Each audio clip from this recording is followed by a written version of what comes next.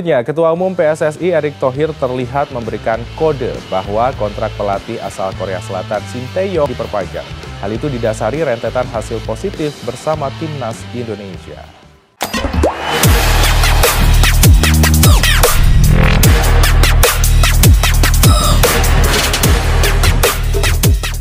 Terima kasih ya. Aku cinta pada Indonesia.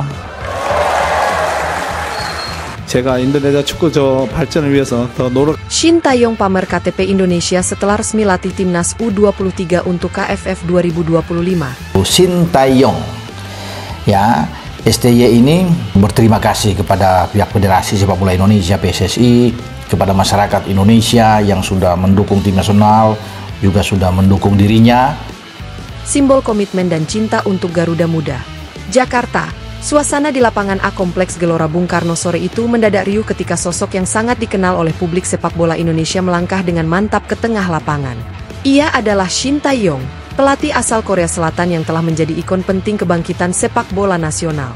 Namun, kali ini ia hadir bukan hanya sebagai pelatih kepala timnas U23 yang baru diresmikan kembali.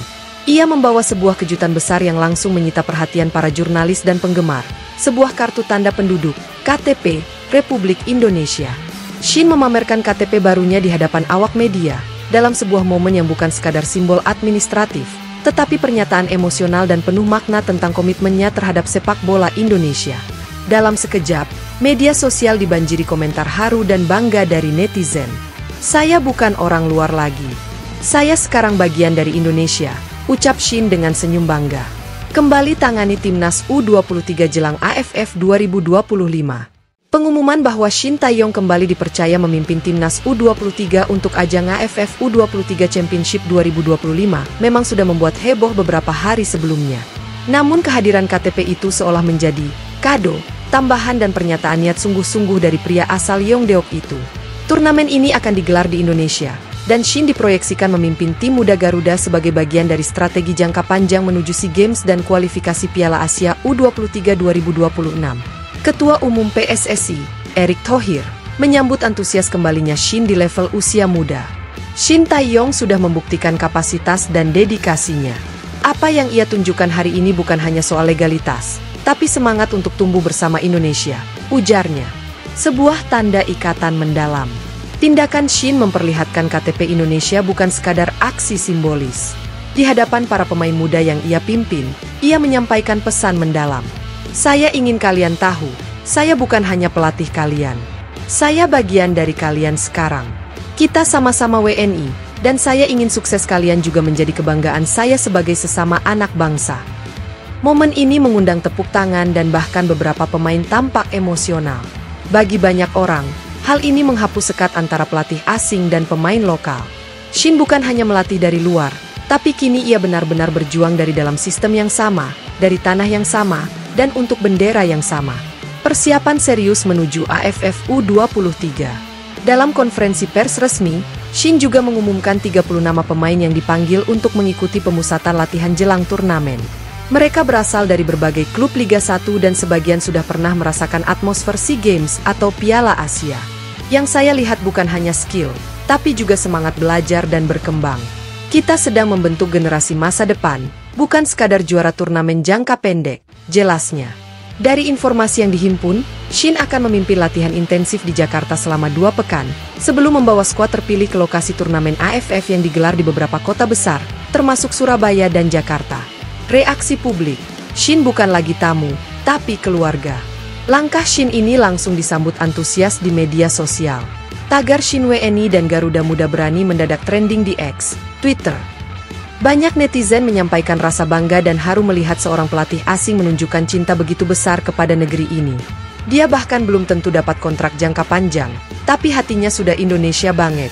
"Saya sampai merinding," tulis seorang netizen. "Terima kasih, Coach Shin. Bukan hanya karena hasilmu, tapi hatimu untuk kami," tulis lainnya. Bahkan sejumlah tokoh publik turut memberikan apresiasi. Komentator sepak bola Tommy Welly menyebut ini sebagai momen paling simbolik dalam sejarah pelatih asing Indonesia. Potret transformasi hubungan jangka panjang.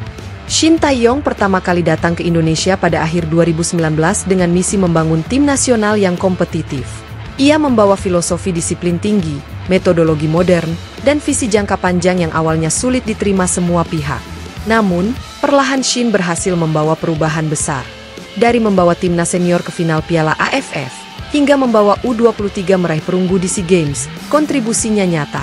Kini, dengan status barunya sebagai WNI, Shin tidak hanya akan dikenang sebagai pelatih asing terbaik Indonesia, tetapi juga sebagai tokoh sepak bola nasional. Ini bisa membuka peluang lain, termasuk kemungkinan menempati posisi strategis di federasi atau pengembangan sepak bola usia muda jangka panjang. PSSI dan pemerintah apresiasi langkah Shin. Kementerian Pemuda dan Olahraga melalui juru bicaranya juga menyampaikan dukungan penuh terhadap proses naturalisasi Shin. Ini adalah bentuk luar biasa dari kecintaan terhadap bangsa. Kami yakin ini akan memotivasi generasi muda dan memperkuat kerjasama jangka panjang dengan pelatih-pelatih terbaik, jelasnya.